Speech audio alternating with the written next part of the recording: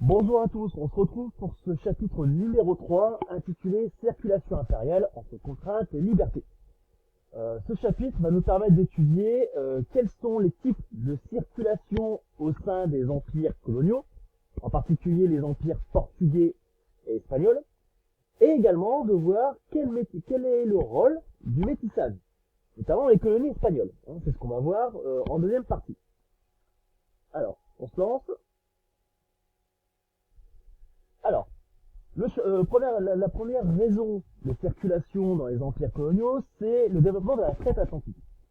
Souvenez-vous, les populations amérindiennes sont balayées à partir du XVIe siècle. Pourquoi? Tout simplement, vous avez le choc microbien qui sévit aussi les Comnienda, souvenez-vous. Là, le graphique vous montre justement la population amérindienne entre 1519, c'est-à-dire l'arrivée d'Hernán Cortés dans l'Empire aztèque, et le début du XVIIe siècle, c'est-à-dire les années 1605, on s'aperçoit tout simplement que la population, en millions, passe de 25 à 26 millions à peine 1 million, voire même moins, 500 000 individus.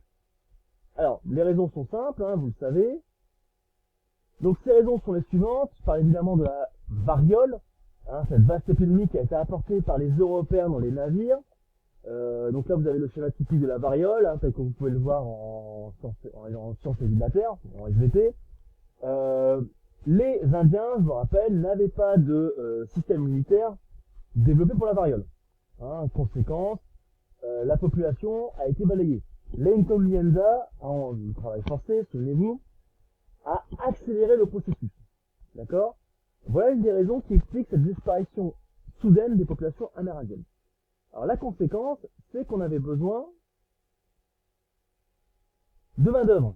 Et les Européens trouvent une solution dans l'esclavage.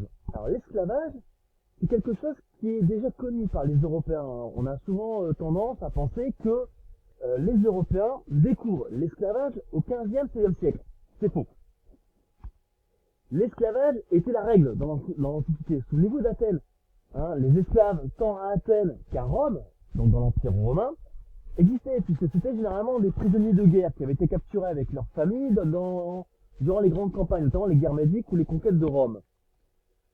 Cet esclavage a ensuite évolué pour être un esclavage européen. Cet esclavage européen, ce sont les populations slaves d'Europe occidentale et orientale qui a persisté. C'est-à-dire qu'entre le 5e et le 10e siècle, l'esclavage vient dans un premier temps de l'Europe de l'Est, notamment des populations slaves, qui ont été déportées vers l'Occident.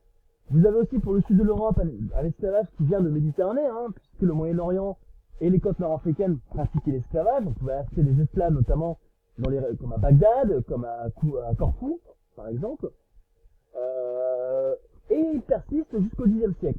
Pourquoi il tend à disparaître pas entièrement au Xe siècle? Tout simplement puisque avec le développement de la chrétienté dans l'Occident médiéval, notamment en Europe occidentale, il est interdit par l'Église de mettre en esclavage un chrétien, un autre individu. C'est quelque chose qui est considéré comme mal, et surtout puni par la chrétienté. Donc, il va être remplacé par le système de servage, c'est-à-dire, vous savez, les paysans, mis sous le contrôle, la tutelle d'un seigneur. Les paysans, ce système on va dire de servitude, remplace l'esclavage, d'accord? Mais les Européens connaissent l'esclavage puisqu'il est pratiqué depuis le début de l'Antiquité. Par contre, ce qui va être nouveau, c'est l'origine de ces esclaves.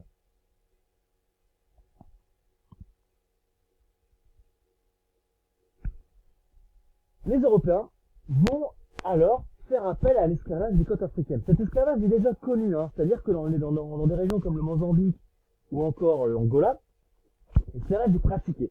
Et les Portugais, de par leur implantation dans les comptoirs d'Afrique, notamment ici sur les côtes africaines, ils ont accès aux esclaves. Donc, ils vont acheter auprès des marchands venus d'Arabie, du Moyen-Orient, les esclaves. Alors, ces esclaves sont généralement, un peu comme à l'époque d'Athènes, des prisonniers de guerre. C'est-à-dire qu'il y a des guerres entre les tribus africaines, et les prisonniers de guerre, les guerriers captifs, sont vendus comme esclaves, notamment aux Européens. D'accord? J'en reparlerai d'ailleurs justement dans quelques diaporamas. Donc, ces esclaves sont achetés souvent en contrepartie d'argent, mais principalement de textiles, d'armes, de bijoux et d'alcool. D'accord? Il y a un vaste trafic de réseaux qui se met en place. D'accord? Cet esclavage va être donc accéléré, c'est-à-dire que le processus de déportation est accéléré par les Européens, si bien qu'on considère qu'il y a plus de 13 millions d'Africains déportés, tout simplement en Amérique du Sud, sur les côtes du Brésil, par les Portugais, mais également aussi en Amérique centrale et dans les possessions espagnoles, et enfin sur les côtes nord-américaines, à l'époque où dès les années 1600, les Européens, notamment les Français et les Britanniques, s'implantent sur le territoire du nord-américain. D'accord? Ces conditions de vie sont particulièrement, on va dire, violentes, hein, ce sont des conditions inhumaines. Ils sont déportés, donc ils sont battus déjà lors des transferts, ils sont généralement battus, comme vous pouvez le voir sur la diapositive ici à gauche. Ils sont ensuite battus également sur les exploitations, dans les exploitations, si les rendements ne sont pas satisfaisants. Hein, on retrouve les pratiques déjà, les Espagnols, soit les Portugais et les Espagnols. Alors, les Espagnols sont des pratiques qui ont déjà été mises en place par l'encomienda, donc de toute façon, hein, c'est toujours en servitude. Donc voilà, les Espagnols pratiquent la même chose avec les Africains. Donc vous voyez, c'est quelque chose qui continue, hein, c'est-à-dire qu'on reprend les pratiques de l'encomienda, mais on les adapte aux Espagnols. Et surtout, les conditions de transport sont particulièrement catastrophiques. Voici le diaporama, la diapo qui est en dessous. C'est un plan d'un navire négrier. C'est-à-dire que on va équiper des navires de cales intermédiaires. Alors généralement elles sont hautes d'1 mètre. C'est-à-dire que les personnes, là si vous regardez bien, elles sont allongées. Les esclaves ne circulaient pas sur le bateau. Ils étaient enchaînés les uns aux autres dans une espèce de sous-cale, hein, de sous-niveau, généralement d'1 mètre de hauteur. Hein, ils n'étaient pas plus haut d'1 mètre, donc vous ne pouvez pas vous lever, vous pouviez que vous asseoir ou vous accroupir dans le meilleur des cas. Généralement dévêtus, hein, il n'avait que quelquefois qu'un vulgaire pagne, comme le montre la diapositive ici pour cacher là, les parties intimes. Certains sont littéralement nus, et dans des conditions effroyables, épouvantables, hein, c'est-à-dire que à peine quelques minutes de tour de promenade pour permettre de s'aérer, et encore, hein, c'est pas véritablement la norme, hein, c'est que dans de très rares cas, des conditions humaines, si on peut dire, même pas humaines, inhumaines de toute façon, hein, d'accord? Un exemple qui illustre bien, alors même s'il date des années 1800, c'est le film Amistad de Spielberg. Spielberg a réalisé un film qui s'appelle Amistad, qui est tiré de faits réels. Amistad était un navire espagnol qui transportait des esclaves africains au large de Cuba. Une violente tempête éclate et le navire subit des avaries. D'accord?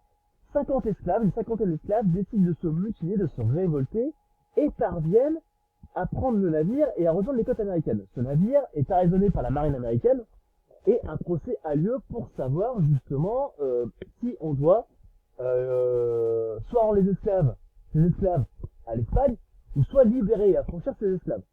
D'accord?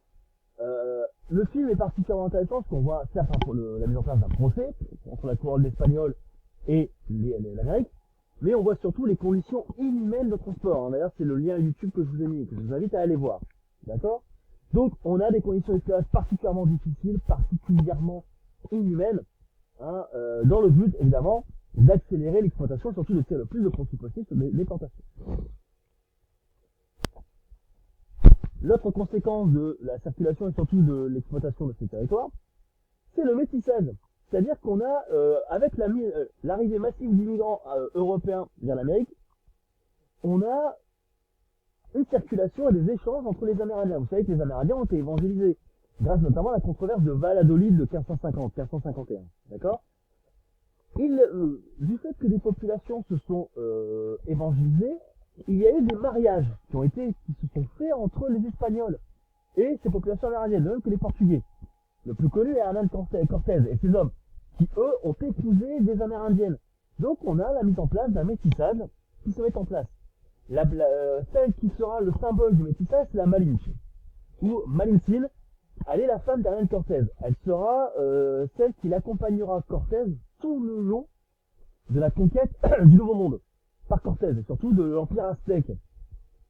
Elle lui sert de traductrice, de conseillère en diplomatie locale, et va justement épouser Cortés, ensuite s'évangéliser. Hein, elle obtiendra un nom espagnol, même si on l'appellera la Malinche. Avec, de nos jours, elle est une des survivantes. Et la Malinche est le symbole du métissage espagnol et de la controverse aussi de la conquête espagnole. Hein. C'est un personnage assez ambigu, hein, comme je vous l'indique sur le document. D'accord. Alors, vous avez des exemples de ce métissage espagnol. Je vous en montre deux. Alors, pour les fans de football, vous avez Ronaldo, qui est issu de cette origine du métissage entre des Aztèques et des Espagnols. Hein, je vous rappelle. Il est brésilien, des Portugais, pardon, parce que Ronaldo est brésilien. Entre les Portugais, pardon, et les populations amérindiennes. D'accord. Un autre qui là, lui, est justement le métissage entre des Espagnols et des populations aztèques, c'est Emiliano Zapata Salazar. Alors, il est connu pour être l'un des éléments actifs de la révolution mexicaine des années 1910. Hein. On parle généralement de Pancho Villa en 1917. C'est Zapata, on l'appelle Zapata, hein, de toute façon, c'est son surnom dans la révolution espagnole. C'est un des principaux leaders de la révolution mexicaine des années 1910-1917. D'accord. Donc vous avez deux exemples de métissage. Un autre exemple de métissage que Disney nous a apporté, c'est Pocahontas. Pocahontas, là, c'est pour le cas de justement, de la conquête britannique, des colons anglais. Alors, elle est la fille d'un chef amérindien sur les côtes nord-américaines. Hein. Elle va jouer un rôle important et surtout d'intermédiaire avec les colons britanniques. Hein, je vous parle évidemment là on connaît l'histoire de John Smith, etc. Elle va être mariée à un colon, hein, et elle va représenter un petit peu une figure très utilisée par les Anglais pour montrer la possibilité des bons rapports avec les locaux. C'est-à-dire, Pocahontas c'est le symbole de l'union et des alliances et du métissage entre les colons britanniques d'Amérique du Nord et les populations amérindiennes. Elle aura un fils, notamment Thomas Rolfe, hein, que vous voyez actuellement ici sur la photo, hein, qui sera d'ailleurs un diplomate et un symbole aussi de l'union, de cette union. D'accord. Donc là, vous avez deux exemples. Enfin, dernier point, je vais assez vite parce qu'il me reste que 3 minutes, 2 minutes 50. L'arrivée de l'exploitation de ces territoires va entraîner surtout la hausse des savoirs, c'est-à-dire qu'on va découvrir des espèces végétales, animales, minérales, qui n'existaient pas sur l'ancien monde. Ces explorations et cette conquête va entraîner une multiplication des savoirs. Alors, on pense généralement à Cook, au Britannique Cook, mais aussi les Espagnols vont se lancer sur la découverte de cette nouvelle terre, je pense également à Darwin. Donc de vastes expéditions scientifiques vont permettre la découverte de nouvelles espèces. Là, je vous ai mis des exemples de croquis réalisés par les Espagnols sur le Nouveau Monde. Hein. C'est-à-dire qu'on trouve des nouvelles espèces, vous voyez, le lynx par exemple, de nouvelles espèces de chauves-souris, des pumas, d'autres espèces animales de lapins, etc. Des insectes également, hein, donc de ce qu'on appelle l'entomologie. Et ensuite, dernier point, l'introduction de nouvelles espèces. C'est-à-dire que des espèces vont être introduites tant sur le vieux continent, on va ramener des espèces du Nouveau Monde vers le continent pour les explorer, les exploiter. Par exemple, je vous donne un exemple, on parle assez régulièrement de certaines espèces qui sont nuisibles actuellement en France. Hein. Je pense notamment au ragondin. Et ben, le ragondin est une espèce qui a été apportée du Nouveau Monde vers l'Europe, notamment vers les colons français et britanniques. Là, un autre exemple, c'est le cheval. Le cheval, souvenez-vous, a été